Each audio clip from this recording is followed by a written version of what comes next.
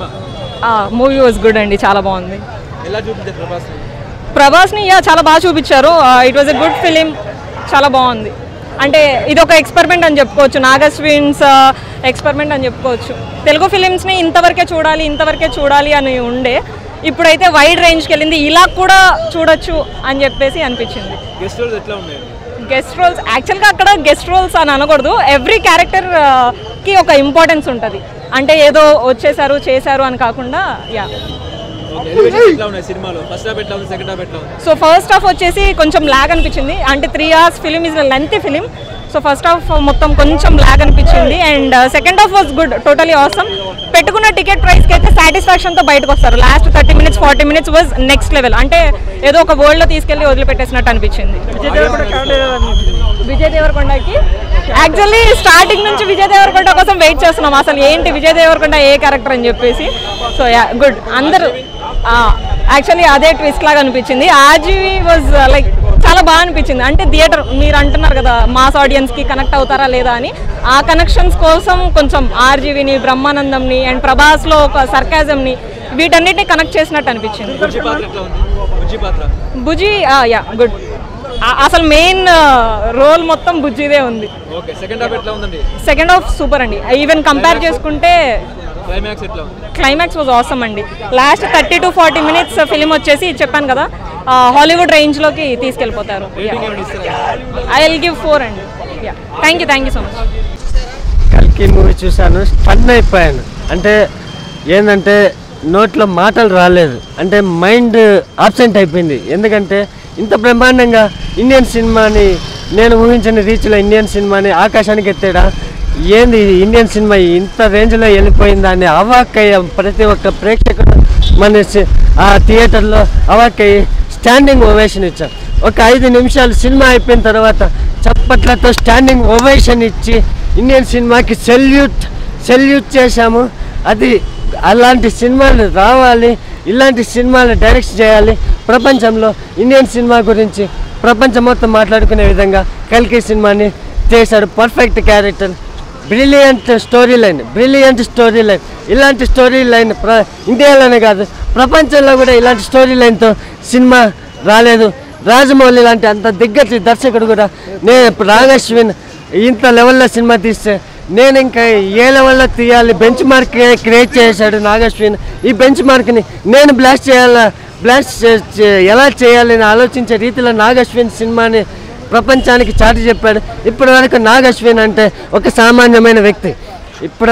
ఈ రోజు నుంచి రాసి పెట్టుకోండి, ఇప్పటికే గూగుల్ సర్చింగ్లో ఎవరి నాగశ్విన్ అని ప్రపంచ దేశాలు మొత్తం నాగశ్విన్ గురించి సర్చింగ్ చేసి గూగుల్ టాప్ సర్చ్ ఇంజిన్లో నాగశ్విన్ పేరు ఈ మంత్లో నిలబడుతుంది. అంత గొప్ప బ్రిలియంట్ స్టోరీ లైన్తో, అంత గొప్ప బ్రిలియంట్ స్క్రీన్ ప్రెజెంటేషన్తో, అంత గొప్ప స్క్రీన్ ప్లేతో, అంత గొప్ప డైరెక్షన్తో బ్రహ్మాండంగా ఊహకందని రేంజ్లో సినిమాని అసలు డై హార్డ్ ఫ్యాన్స్ ఒక ఎక్స్పెక్టేషన్తో వెళ్తారు.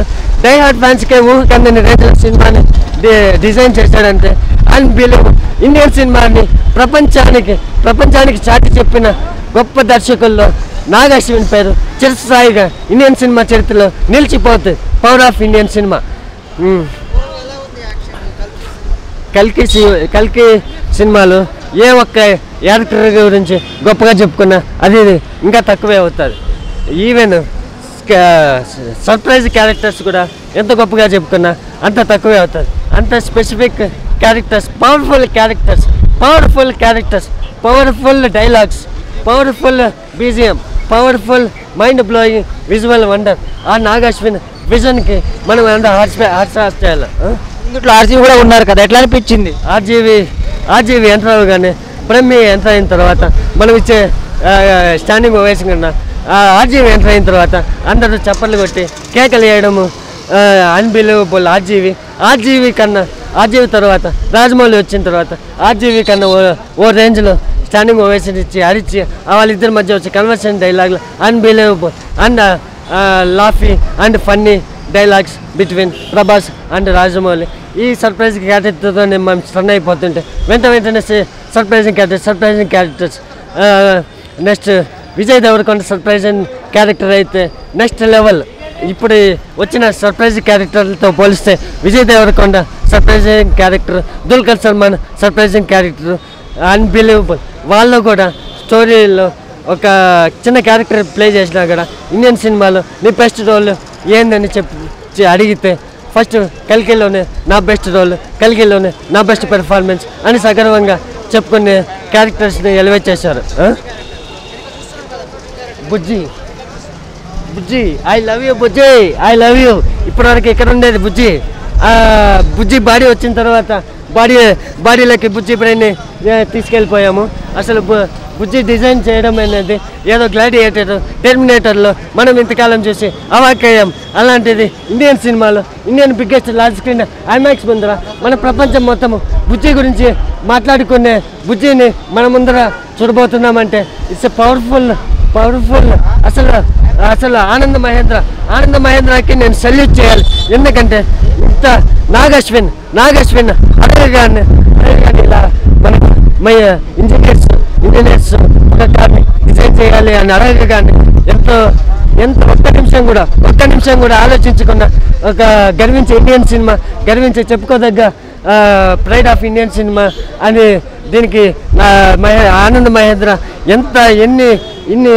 ఇంతమంది ఇంజనీర్స్, ఇంతమంది చెప్పుకో ఇండియాలోనే గొప్ప ఇంజనీరింగ్ వాళ్ళు. బుజ్జి జస్ట్ లాఫీ అండ్ ఫన్నీ. ఇప్పటివరకు ఈగా సినిమాలో నాని క్యారెక్టర్ ఈగా డిజైన్ చూసి మనం అవాక్కయ్యాం. ఇది అలాంటిది ఇప్పటివరకు మన టెర్మినేటర్ ఓవరాల్గా సినిమా అనేది world trend setter movie, world box office భూకంపం. చాలా బాగుందన్న మూవీ అయితే నాకు చాలా నచ్చింది. పక్కా ఈ మూవీ అన్న highest grossing movies in Bollywood ఏమో దంగల్ అన్న 2000 crores, టాలీవుడ్ వచ్చేసి బాహుబలి 1700 crores. ఇది పక్కా తప్పకుండా 3,000 to 4,000 crores క్రాస్ చేస్తుంది అన్న. సూపర్ అంటే super acting plus direction, screen play, BGM, VFX అయితే క్రేజీ ఉంది అన్న. అంతా రియలిస్టిక్గా ఉంది, అంత డూబ్ లాగా అస్సలు అనిపిస్తలేదు. చాలా బాగుంది అన్న మూవీ.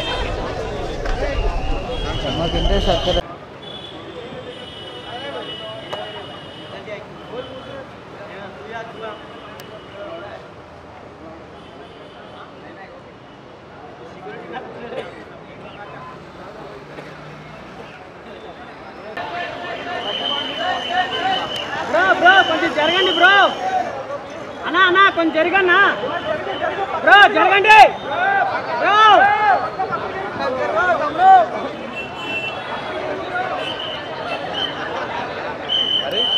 అన్నా జరగన్నా.